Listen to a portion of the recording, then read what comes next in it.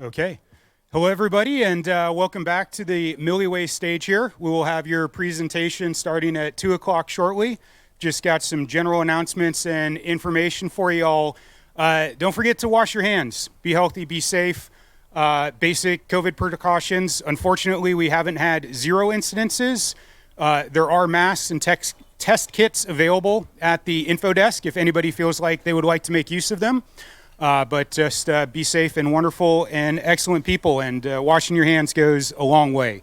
Also, general announcement, if anybody has any unused but still usable items that they're packing down and not going to be taking home, they are taking donations at the info desk as well. If you want to drop off things like extra tents or food, as long as it's non-perishable, they'll be taking collections there, so you have a little bit less to pack in and take with you. One other thing, I hope have you all seen a talk here yet at Milliways? Anybody enjoy the movie last night or see some good stuff? Well, hopefully you'll enjoy a couple more here. What was that? Karaoke. Oh, who was here for karaoke last night? Okay, well, yeah, you weren't here this morning, but I could still hear you at 6 a.m. So, yeah, thanks for that. And so speaking of, this stage is being put on by Milliways, which is the camp just behind us, and also has the restaurant, of course, at the end of the universe. You're all welcome to join, hang out, have some food. Always appreciate donations and things like that. But if you really want to chip in and be excellent and join us in the solidarity of not losing too much money doing all of this, we do still have some challenge coins available. So Milliways creates these cool coins every year. There's a Milliways on one side and a 2023 on the flip. And this is a pretty cool silver edition. And there are a now limited edition black coin as well. So 30 euro or better donations are much appreciated. You can hit me up here, or the info desk right behind us also has more coins, including ones from previous years. So if you were at, say, 2017 or 2019 Congress camps or otherwise, and really miss one of those coins, you can get one for an extra special offering. So yeah, hope everybody enjoys their evening, and we'll go ahead and get going here with what you all came for, which is to see Mark. Surpriser, that's not Mark. This is the unlock the door to my secrets, but don't forget to glitch. Unfortunately, Mark is recovering and not able to physically get themselves here, but has given Sylvan all the information, and you fantastically offered to come and give it, so we don't have an empty stage. So with that, I would like to thank and welcome Sylvan to the stage, presenting Mark's talk on Unlock the Door to My Secrets, but don't forget to glitch. The stage is yours. Thank you. Thank you.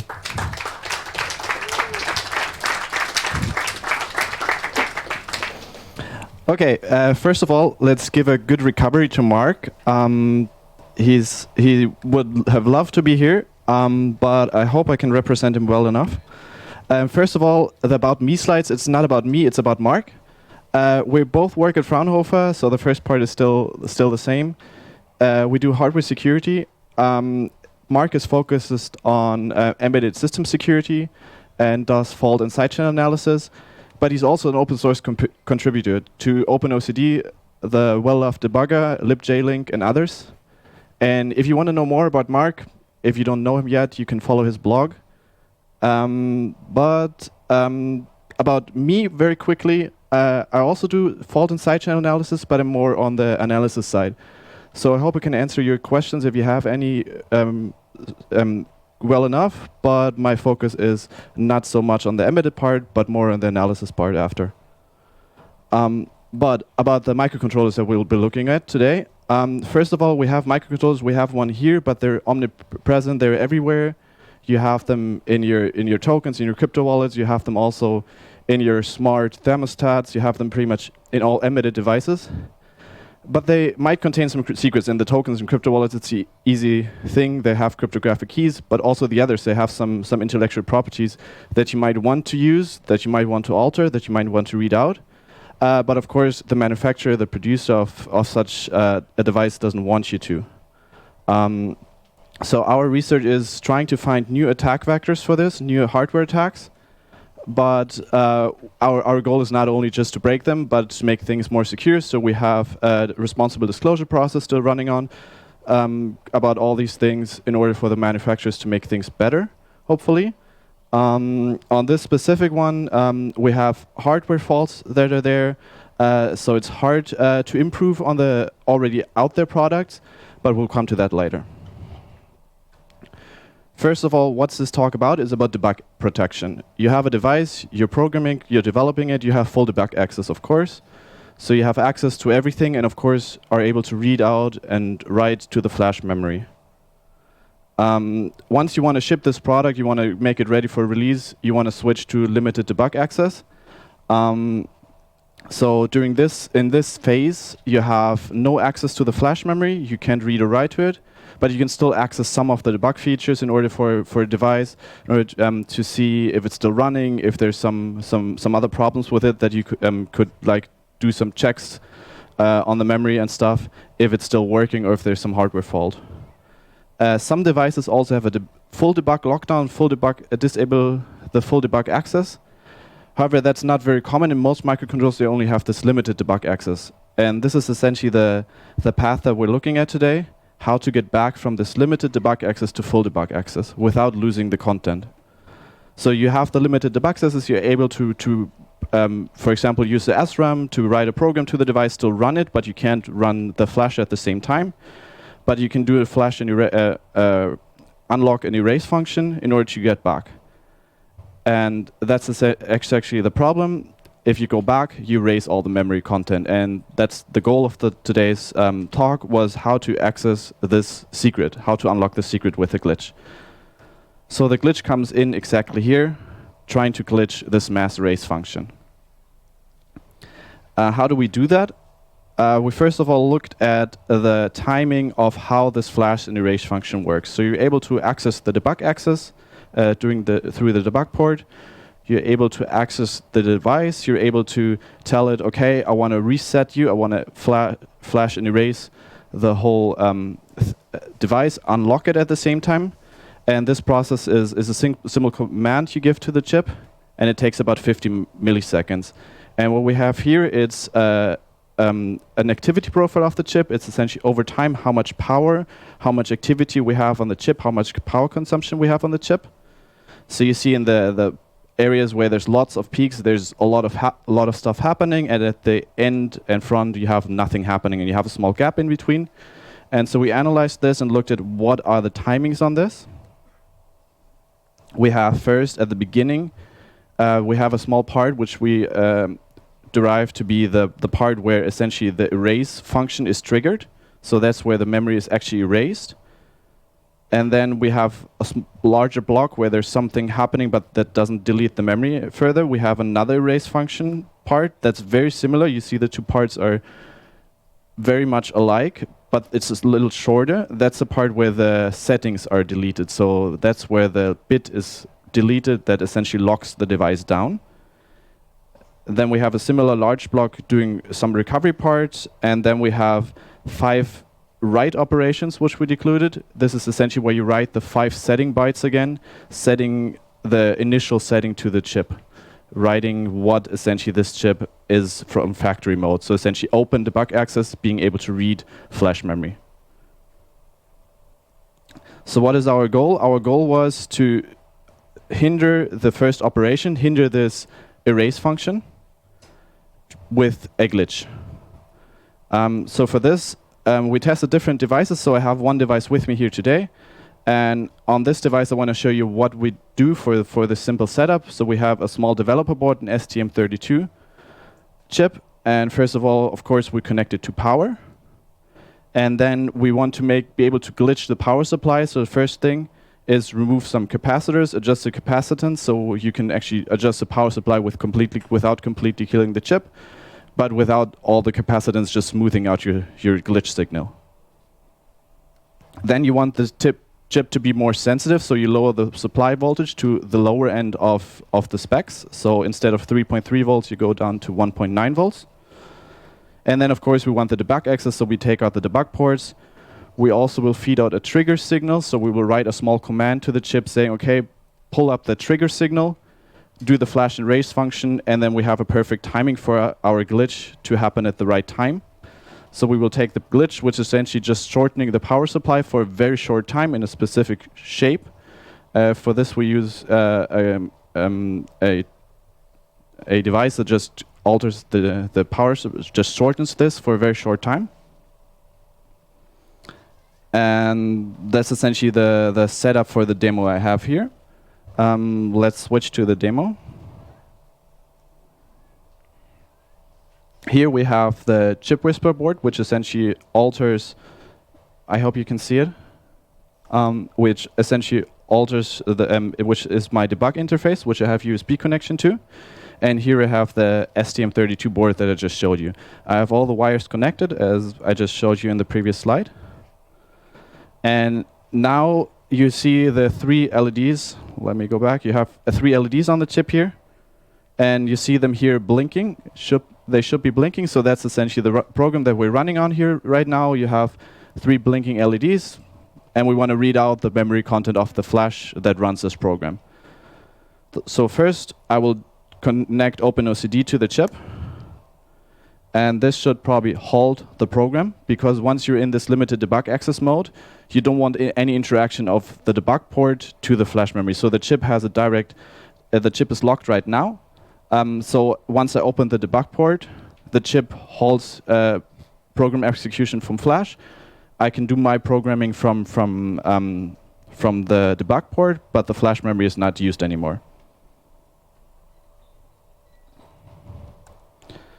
So now we'll connect, here on the left side I will connect to the OpenOCD debugger, and I will just try to read out the memory. So I will read out the flash memory here, 256 bytes, and it fails. I mean, the chip is locked right now, so I'm not able to read out the memory. And here I already have the glitch set up. This, the glitch script, this script tells this debugger, this chip whisperer, to send the flash and erase, flash and unlock command to the chip. It will run it, and just at that time I have here the glitch connection, which will trigger that glitch and interrupt the erase function. So let's try this. And it's unlocked. I can go back.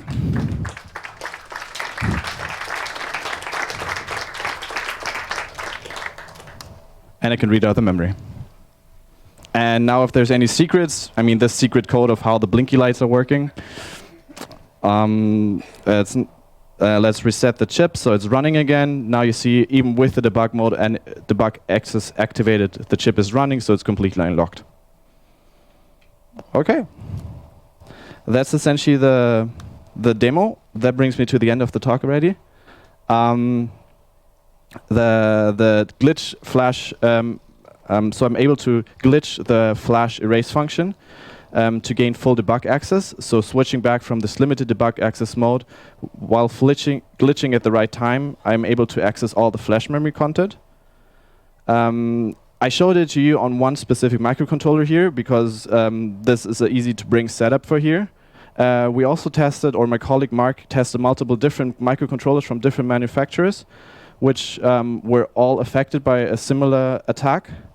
The results are still in the process of being published with responsible disclosure, and everything in the paper right now is under review. So I actually don't know all the details about which other ones, but there's multiple. And maybe the most important thing for you is how to protect yourself. Yeah, you can apply specific mitigations. For example, don't use the flash for very sensitive content. But the problem is you cannot really mitigate this attack because it's essentially a hardware attack. It's in the hardware of the device. Yeah, that's essentially the end of the talk already. If you have any questions. Anybody here with questions, if you'd go ahead and line up over here at the mic, and we'll take some questions. First, let's thank not Mark, Sylvan for a fantastic talk today.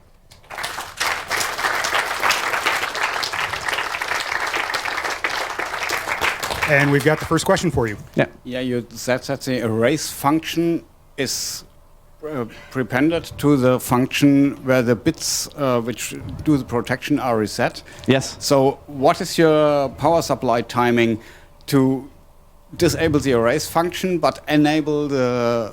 It's a very short glitch. And then it just jumps over the chip erase to Yes. resetting the bits where the Yeah. flash is So you blocked. have. I think you see it again. You have the three parts essentially. And Okay, in the first part, it's very difficult to see. That's Yeah. the problem. Yeah. So we'll mention here in the audience, the screen is a bit difficult to see, but this is being recorded, so just keep in mind you can go back to media.ccc.de and pull up the talk and get crystal clear HD on the slides that may or may not be washed out. okay. About your question, it's like essentially it's a 50 millisecond time frame.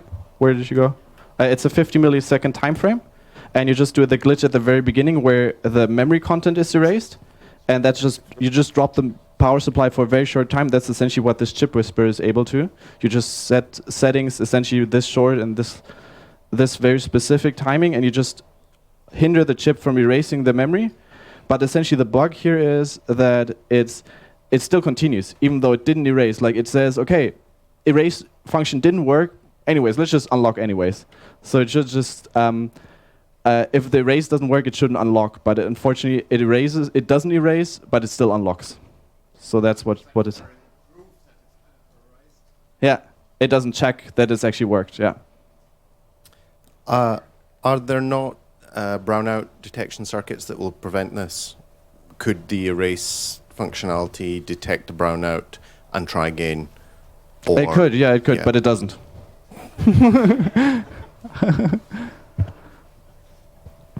How can we reproduce this attack ourselves? I don't know if the scripts are online or what the details in the paper are. But this chip whisperer is ready available, and then it's just trying to figure out the exact timings. But I guess you just have to wait for the paper, which information we are able to publish here. Hey, can you mention again which board is doing what here? This board here on the left, that's a chip whisperer. That's an off-the-shelf device for these kinds of hardware attacks.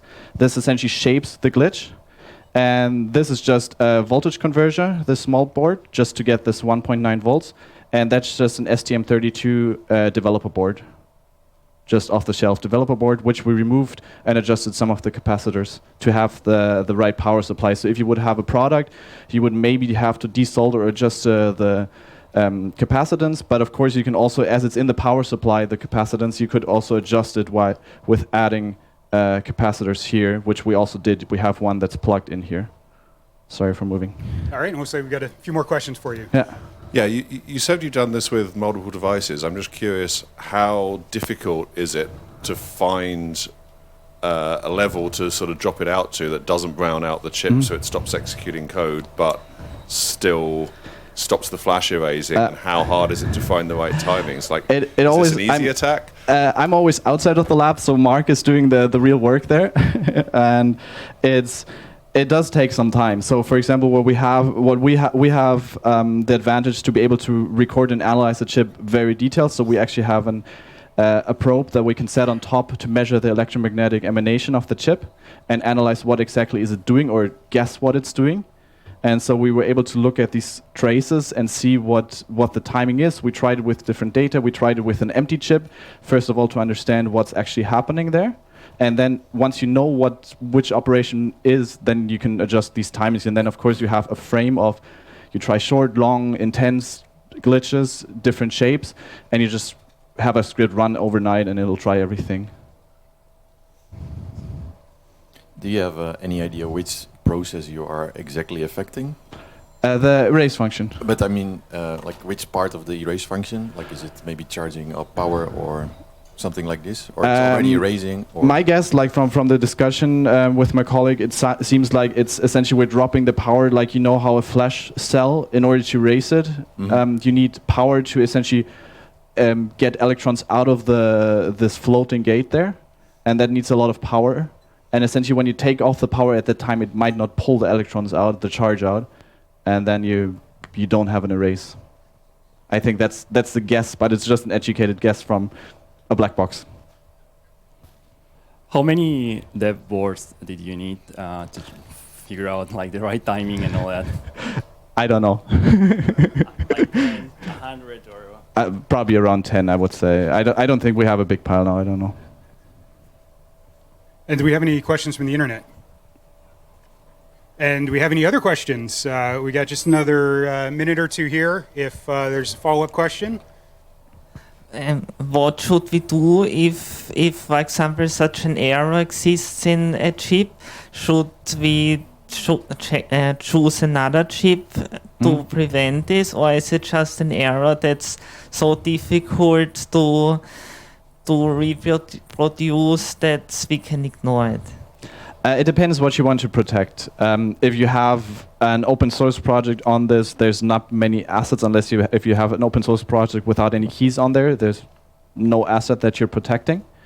But if you have intellectual properties that you don't want to go out, get distributed, for example, for the cryptographic keys, you can use an hardware chip, extra protected, secure chip. But for the others, the problem is we only have limited research. I don't know if there was any chip that they couldn't succeed, but of course that just means, okay, they didn't find the glitch. So it's hard to say, okay, use this chip instead, so, yeah. All right, so what do you think about glitching? I imagine everybody here is somewhat familiar with glitch, but we're talking all kinds of things, glitching, brownout, etc. If we're trying to talk to somebody who maybe doesn't have a chip whisperer at home or whatever else, do you have a way to summarize, like, what is glitching in not too technical a way? Okay, glitching, it's essentially just like flickering the light while it's running. So like just flickering with the power supply while the program runs and giving some faulty operation with this, essentially. And the idea is if you do this dozens of times, millions of times, eventually you'll get lucky, and flipping that switch, it'll think, oh, I totally got a valid command to do this other thing that I shouldn't have access to do, but I'm going to do it anyways because I don't know better. Yeah, exactly. But like when you have this specific timing, you don't have to get lucky. Like this has essentially runs every time now once we have the timing right. Gotcha. Very good. Well, thank you so much, and really appreciate the talk. So once again, I'll retitle this slightly, Sylvan and Mark's talk on Unlock the Door to My Secrets. Thank you so much. Thank you.